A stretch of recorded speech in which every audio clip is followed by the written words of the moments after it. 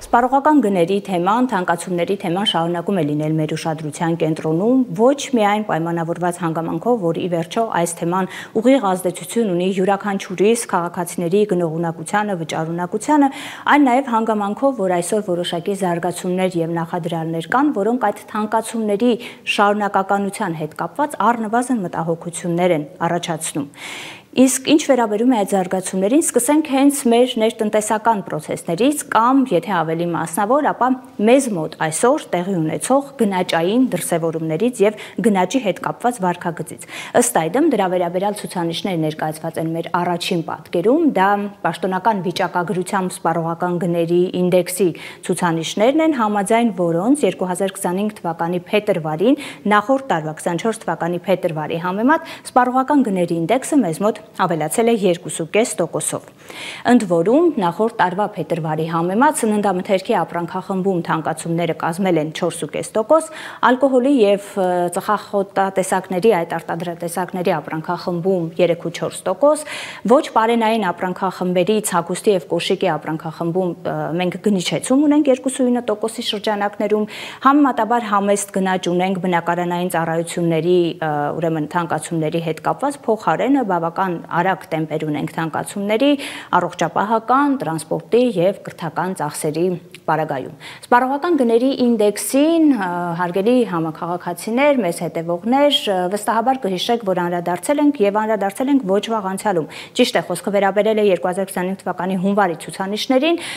որին շատ մանրամասնորեն այդ թվում այս ցուցանիշների բացվածքով ուսումնասիրել ենք, փորձել ենք նաեւ դեպի կյանք, կենցաղ դրանց ազդեցություններին անդրադառնալ։ Հետևաբար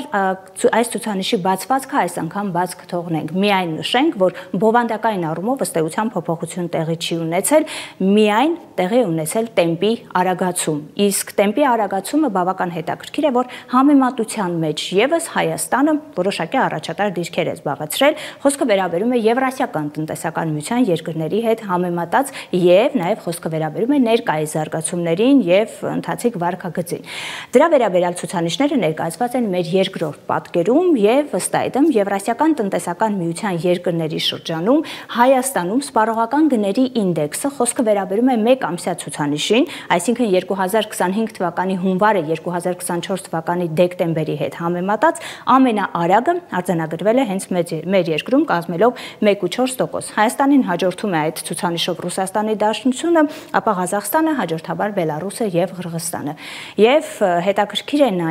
հետաքրքիր բնականաբար ոչ այնքան դրական իմաստով, որ պարենամթերքի ապրանքախմբերի մասով եւս մեկ ամսյա գնաճով Հայաստանը կրկին առաջատարն է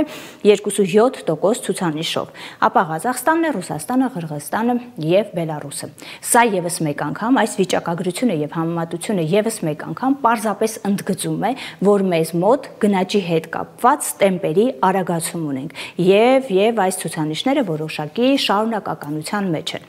Բնական է, որ այս հարցադրմանը, այս խնդրի ընդգծմանը պիտի հաջորդի օբյեկտիվ հարցը, թե արդյոք մենք մտահոգիչ զարգացումների տիրույթում ենք, թե ոչ։ Եվ կրկին պետք է տարանջատենք որոշակիորեն ցուցանիշը մակրոտնտեսական հարթության եւ ապա նաեւ դեպի իրական հատված քաղաքացիներ, սպառող եւ այլն։ Եվ կարևոր բաղադրիչ հեռանկարը, այսինքն ինչ սպասել։ Սակայն մինչ հեռանկարին անդրադառնալը մակրոտնտեսական հարթության մեջ ասել, որ մեզ մոտ գնաճի տեմպի արագացումը այսօր մտահոգիչ է կամ խնդիրներ է առաջացնում, այդպես չէ, հակառակը, տևական ժամանակ այդպիսի ուրեմն մակարդակի չհասնելուց հետո ի վերջո մեզ մոտ սպառողական գների ինդեքսը մոտեցել են սահմանված թիրախային ցուցանիշին։ Հիշեցնենք, որ նախորդ տարի այդ ցուցանիշը փոփոխվեց 4%-ի փոխարեն այն սահմանվել է 3%, 3% պլյուս մինուս 1%-ի ուրեմն շեղման հնարավորությամբ եւ փաստորեն գների ցուցանիշը մոտեցել է թիրախային ցուցանիշին։ Հետևաբար մակրոտնտեսական տեսանկյունից մենք կարծես թե ճիշտ հակառակ ունենք կայունացման պրոցեսներ։ Այլ խնդիրը, որ բազմիցս ենք անդրադարձել, առանձին ապրանքատեսակների, այսինքն գնաճի այս կառուցվածքի ուսումնասիրությունը վեր է հանում մի պարզ եւ ցավալի իրողություն, որ առաջին անհրաժեշտության ապրանքների մասով թանկացումները իսկապես շատ են եւ սա ուղիղ հարված է քաղաքացիների գնողունակությանը եւ վճարունակությանը, այսինքն այս մասով մենք ունենք մտահոգություններ։ Եվ նաեւ շատ կարեւոր մտահոգություն սպասելիքի եւ հնարավոր հեռանկարի իմաստով բազմաթիվ զարգացումներ համաշխարհային տնտեսությունում տեղի ունեցող զարգացումներ, փոխադարձ մաքսատուրքերի մենք տեսնում ենք, որ շարունակականություն է եւ էքսպանսիան կարծես թե այդ մասին են վկայում գործողությունները, թույլ են տալիս, իրավունք են տալիս ենթադրելու, որ համաշխարհային շուկայում գնաճային նոր ալիքները առնվազն բացառված չեն։ Իդեպ դրա հետ կապված որոշ մտահոգիչ արդեն իսկ վիճակագրություն արձանագրվել է ՄԱԿ-ի Պարենի եւ գյուղատնտեսության կազմակերպության կողմից, որի վերաբերյալ ցուցանիշները ներկայացված են մեր երրորդ պատկերում։ Խոսքը վերաբերում է Պարենամթերքի FAO-ի հայտնի ինդեքսին, որը 2025 թվականի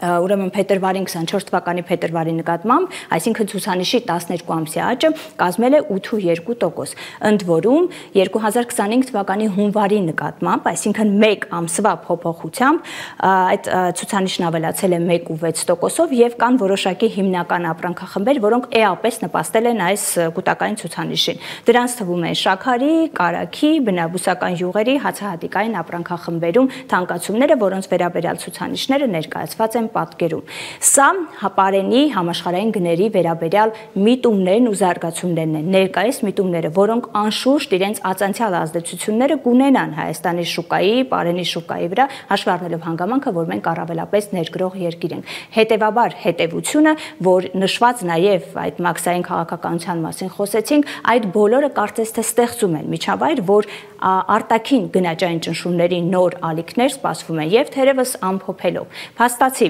համաշխարհային տնտեսությունում 2020 թվականից փաստացի 2020 թվականից մեկնարկած գնաճը ոչ միայն չի հաղթահարվել, այլև այսօրվա զարգացումները ցույց են տալիս, որ հնարավոր է մենք առաջիկայում ականատես լինենք հերթական պիկերին իրենց համապատասխան ազդեցություններով դեպի մեր շուկա եւ դեպի մեզ։